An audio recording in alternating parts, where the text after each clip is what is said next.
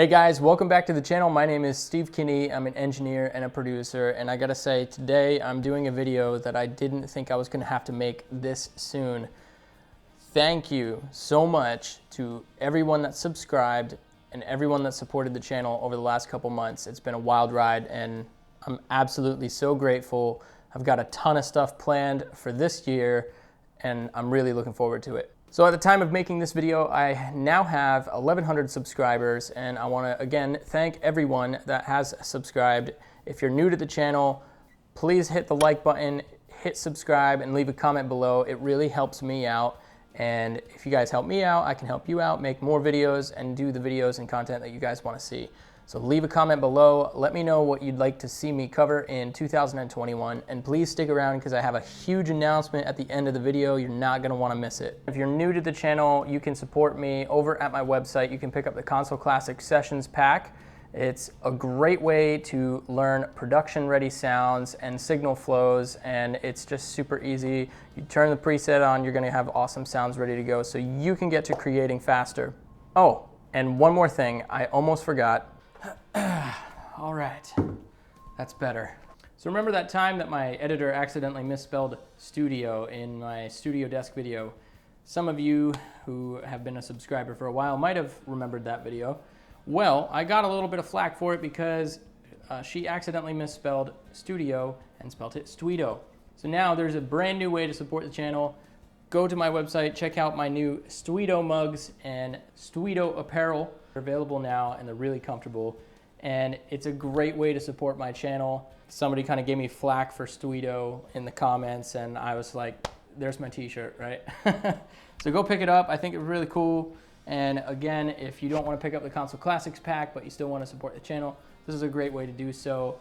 I believe I have some bags for microphones and stuff like that, so always kind of clever. So pick them up. I greatly appreciate it. All right, so let's get on to answering some of these questions. First question of the day, could I please do a video in depth on how to do mix prints and print effects within Logic? I could probably most definitely do an entire video on this, but I'll just kind of briefly touch on it because the concept is rather simple. Now there's really two super important things to keep in mind here. Are we working with outboard gear, or is it all just in the box? If it's in the box, what you can do is right click and choose bounce in place. If it's outside of the box, then we're gonna have to actually do the printing technique. And then that's obviously where you'd wanna go into a full video here. So, but real quick, let me just show you, I'll pull up Logic. Okay, so this is a mix that I have done a hardware print on, and the way that I did that is I just used a very simple plugin inside of Logic called the IO plugin, and I'm going to show you what that looks like right here. So this would be a master bus print, an actual print, because I'm taking external hardware and re-recording it back in. That would be a print. If I were to say take this this one channel here that has all these plugins, and I just wanted to print that, or print it down into its own track, what I would do is I would right click it and choose bounce in place. The reason being is that there's no outboard effects, so I don't have to patch anything back out of the interface and run it back in. I can just simply let the computer do the processing and turn it into a WAV file. They call that bounce in place. And again, it's crazy easy to do. You can just right click, choose bounce in place, and you have the option to create a new track, and then you could leave the source, which would be the original WAV file, and you could have the option to bypass the effects on that particular channel. Pretty straightforward on that front. But if we're working with outboard gear, what we're going to want to do is, one, make sure that we have outputs selected. So on my patch bay, I've got outputs 9 and 10 selected. So that's where I want the signal to come from.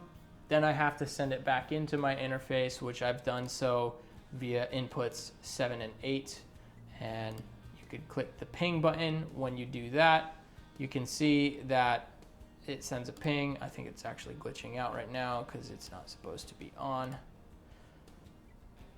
but you get the idea, right? So you have an output, it comes back into an input.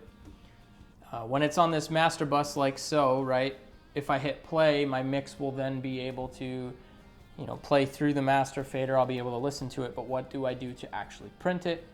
What I do is I would add a new track, and it would be the input, the return input. So inputs 7 and 8.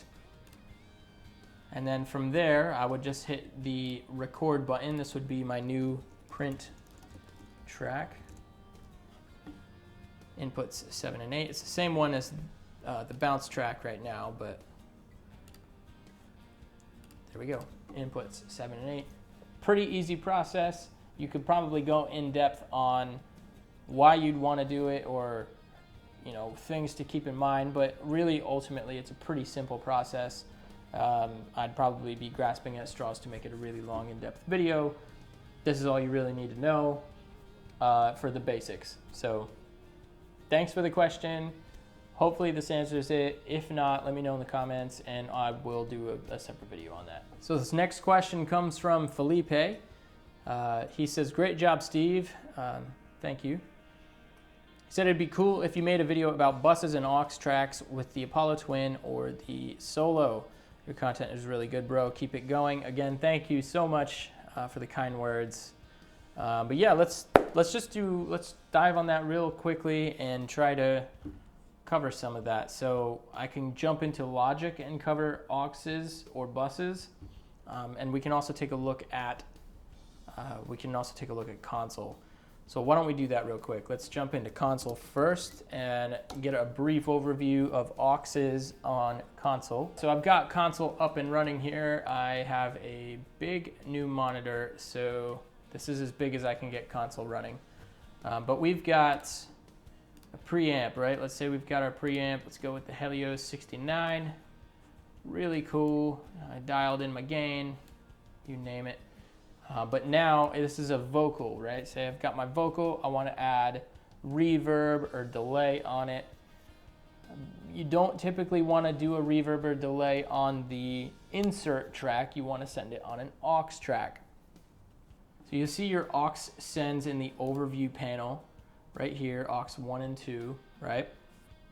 And then the aux channels, you can reveal them over in the master section here. And what you would do is you would just simply send the signal over into aux 1, and then you'd choose maybe your delay or your reverb. Let's go with the reverb here. Lexicon 224, right? You'd have it soloed, or you might want to have some of the signal mix in, although if you're running it on an aux, you always got to worry about that phasing coming through. So make sure it's soloed, but that's going to get you your monitoring. You can choose pre or post fader. If it's pre fader, right, your signal is going to be unaffected by any changes that you do on the original source channel. If it's post fader, what that means is that if I pull this fader down on channel 1 where the source is coming from, then the signal is going to get quieter over on the aux channel. Now you can record these aux channels into your DAW. You're going to want to refer to the I/O matrix to figure out what input numbers your aux channel is. For example, right now I'm on my X8.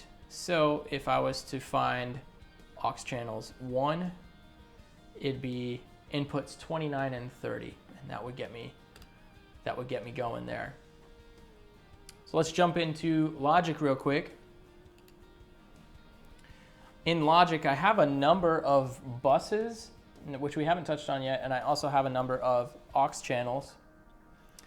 And again, aux channels, you could call an aux channel for reverbs or delays or effects, right? You could also call them effect buses, or you could just call it a bus. Doesn't really matter as long as you understand what you're putting there and what is being sent there, and that comes down to good session management. Again, you always want to name it, right? So Here's my naming. This session's kind of gotten out of hand. It's pretty big. There's some tracks that are hidden here. We've got tons of harmonies. We've got tons of BGVs here, right? There's tons of stuff going on in this one, but good labeling really helps that be cleared up. So let's look at some of the busing that's going on in this project, right? I've got a vocal bus, bus 14 and 13, which you can see here. 14 is a verb, right? And then 13 is a delay. Okay, so those would be the effects buses, but what about D bus, right? D bus is going to be my drum bus and my bass bus, and I have the I/O plugin on it, and it's actually going to be running out into my bus comp. Felipe, you want to check out Michael Brower. Michael Brower is an amazing engineer, and he developed this technique with buses where he has everything being summed to 4 main buses, and then those buses go to the master bus. So for example, he would group together like his percussion, maybe he'd group together all of his guitars, or maybe he'd group together his bass, his acoustics, and his guitars, and maybe strings. And then he'd have like a vocal bus where all the vocals kind of get summed there. And then that way he's got just a really simple way of controlling his mix that way. And then of course, obviously he goes way more in depth than that, but that's kind of a quick overview of buses. I would encourage you, if you're watching this video, Felipe, leave another comment and get a little bit more specific. Let me know what is it about buses that you really want to know. And for anybody else watching, if you want to learn more about buses and aux sends, do the same thing. Let me know what you want to see in there. I could talk for hours on how you could use them, how you'd implement them, but I don't want to bore anybody more than I have to. All right, on to number 3. All right, the third question on this video comes from Poetic Genetics TV. What's up, dude? How you doing? Thank you for watching the channel. And we've already kind of had some correspondence in the comments, but I did want to touch on this. His question is, can I just use the Apollo as a regular interface without using any UAD plugins? Short answer, yes, absolutely. It's just an interface, just like any other interface. The difference being that this one has a much higher quality in almost every way. And of course, it also runs the UAD platform, which has amazing sounds. Now, while you don't have to use those plugins, I'd always encourage you to use those plugins because, again, they're going to up your game. They sound better, and they also will help your system handle a heavier mix a lot easier. That's pretty cool. And you can also run Luna as well. That's a huge benefit. Luna is going to be crazy in this next year, so definitely rock with UAD. They're awesome. All right, the fourth question of the day comes from 12th Street Pharmacist, and the question is, when I apply my plugins in my insert, it sounds like the reverb is mono. How do you make it sound stereo without a send? Well, in one of the earlier questions here, we talked about why you'd want to make your reverbs go on to an aux send, but let's say that you want to run it on a channel. What you just have to do is make sure that your channel is stereo linked. Now this is not possible if you're running a high-Z input. For whatever reason, it doesn't allow you to do that. So you'd have to be plugged in through the back on either the line or the mic, the actual XLR mic pre. But it's super easy to do in console. I'll show you real quick. On your interface, you could always just hit the link button. The Apollo Solos have them, Apollo Twins have them, just press link. So alternatively, what you could do if you wanted to run this in a stereo link configuration is you could come down here, right click on analog 1 and just choose link. And when I do that, you now see the title changes to analog 1 and 2, and it now runs in a stereo configuration. Keep in mind this will load more DSP allocation as it's now running a stereo instance, but typically it's not too much, and this will solve your problem. Thanks for the question. Fifth question, all right. I'm trying not to duplicate these, but if the question stood out, I wanted to make sure that I answered it and called it out. Again, I'm just trying to do my best to support this channel, but this looks like a repeat here. Greetings, Steve. Do you have a video showing us how the I/O setup works in Logic? Steps to printing the track with effects on them. It's a step that I've been missing after mixing. My mixes are clean and well balanced, but not knocking after bouncing. Thank you so much. So let's actually run through this, okay? So we've got our bounce track. If I want to send this back into, Logic, right? Say that that's my track. I want to print this one. What I'd have to do, right? Let's just load this up. Utility I/O stereo. What I want to do is make sure that this is on. We're going to choose outputs 9 and 10. And then we're going to choose inputs 7 and 8, because that's where my patches are coming from. And the first thing that you want to make sure that you have is only one of these ready to do input monitoring. So let's change that back. And let's turn off input monitoring. I want to mute this second channel that I made as my print track, just so that it doesn't loop back on me. And then the final thing that I want to do is make sure that wherever my signal is coming from, if it's coming from console, right, I want to make sure that it's line level. So I have this coming into analog 7 and 8. So first thing, I'll mute them. So again, I'm not duplicating my signal while I'm listening. And they're already line level, so I don't have to do anything there. But if it was on one of the mic pre's and I'm going through my patch bay, I always have to remember to just switch it over to line, right? So you just click the little line button, or you could also use your interface. It does it there too. And then what you would do is you just press the R button, right? If I hit R, now it's going to be tracking on the way back in. That's how you do that. It's pretty simple. There's not anything else outside of that to consider. Just turn it on. Sometimes you want to hit the ping button. That's the only other thing. I did mention that before. You hit the ping button and the computer will double check for any sample mismatches if you have latency. Now, one of the other questions was about latency with the Apollos, and I never really run into any latency with it. It's fantastic, and that's why I choose Apollo. All right, next question comes from Miguel. Miguel asks, do I mix with headphones? I mix with a ton of different things. I mix on a UE boom. I mix on computer speakers. I mix on this new monitor. I listen on a ton of different platforms so that I can know how my mix is translating. Now, it's never going to always translate perfectly across all speakers. Speakers have almost an unlimited frequency response variation, if you want to call it that, between, you know, every type of speaker manufacturer out there. It's just not possible to make it consistent across all of them. But the more that you have to listen to, the more that you can kind of hone it in so that it does sound as consistent as possible.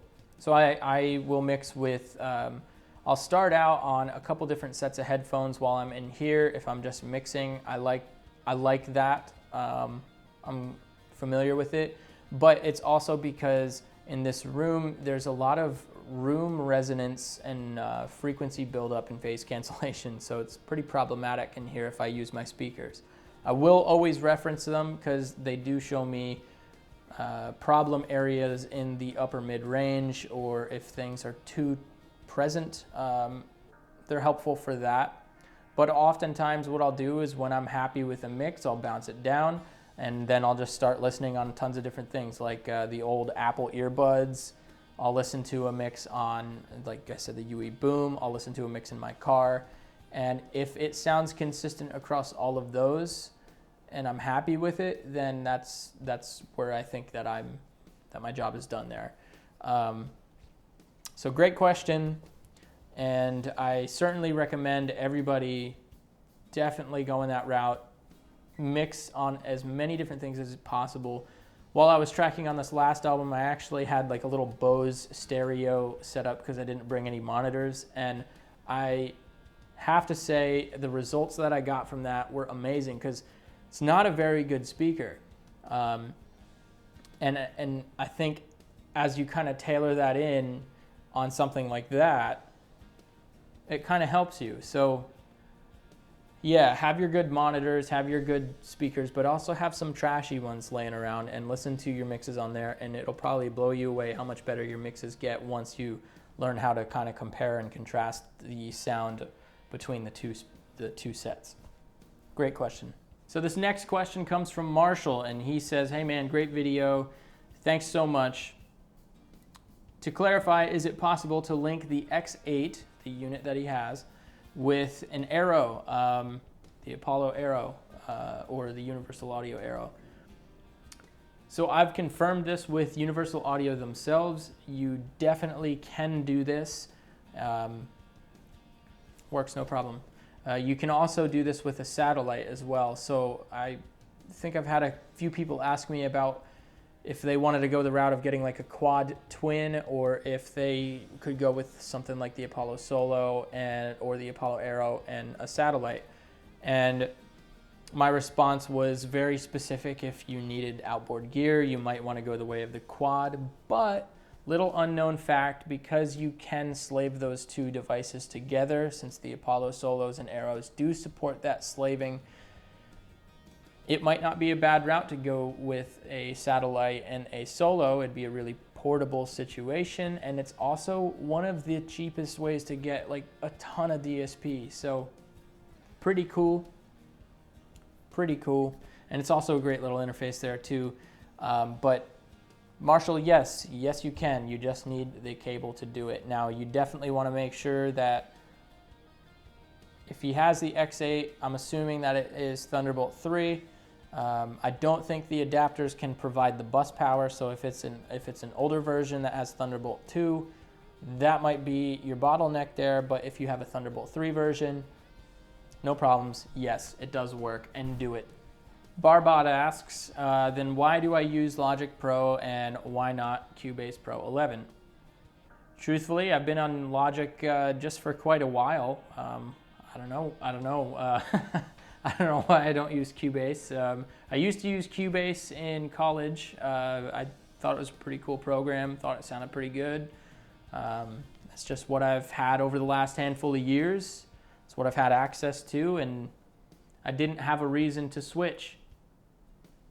Great question though, and thanks for asking. Thank you for watching. This 9th question comes from Dub Connection. Dub asks, is there any other controller with faders for Luna other than Softube Fader 1? Now, from what I understand, right now as it currently sits, Softube Fader 1 does work in a roundabout way with Luna through the use of Apollo Central, but certainly doesn't work like it would inside of like Logic or Pro Tools.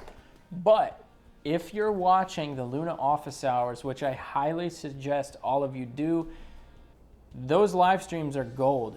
Not only will you learn a ton about Luna the program, but you'll also gain insight into how some of these pros work, their workflows, and why they implement the features that they do, which teaches you a ton of information. It's a hidden gem on YouTube, in my opinion. So definitely check out those Luna office hours. But in one of the most recent Luna office hours, they've confirmed that control surface support is expected to be coming very soon, sometime this year, to Luna. And they've actually shown it working in one of these office hours. And I believe it's anything with MCU support as of right now. So short answer, yeah, there's going to be a ton of control surfaces that will support Luna very soon. So stick around and get familiar with Luna, because it's going to be awesome. The final question here comes from Richard Ridings. Richard asks, well, Richard says, couldn't agree more, and it all starts with superb API. I'm lucky enough to have a Townsend mic. That too is superb. I'd love to try one of those. I haven't yet. I've heard a lot of good things. His question, did I see a doggy smooching around at one point? As a matter of fact, you did. That is my dog, Eli. He is the coolest German Shepherd that I know, and he barks a lot, but he's very loving, and he's an awesome dog. and he's my best friend. So that does it for all the questions. Keep them coming. Leave them in the comments below. And now for the big announcement. So what is this big announcement? I am crazy excited for this one.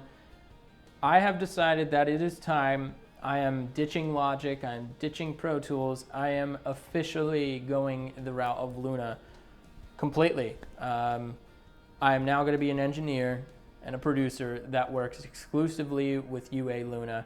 There's a lot of reasons and a lot of things that went into this decision.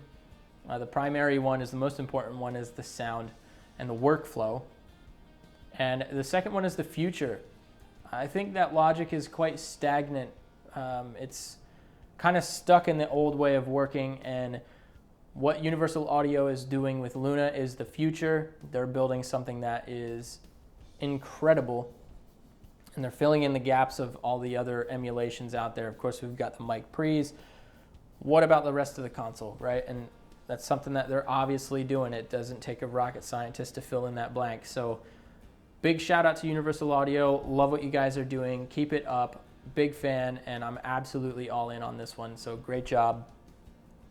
For everyone else who's been watching here, thank you so much for your support. I couldn't have done it without you. I encourage you, if you want to continue to support the channel, just leave a comment below, subscribe, like the video. It really helps me out. Check out my new Stuido merch. I love this stuff. I think it's awesome. Honestly, I think it's really cool. This is a very, very comfortable sweater, so go check them out on my website. Thank you, and stick around. I've got a ton of videos coming up. Thanks, guys.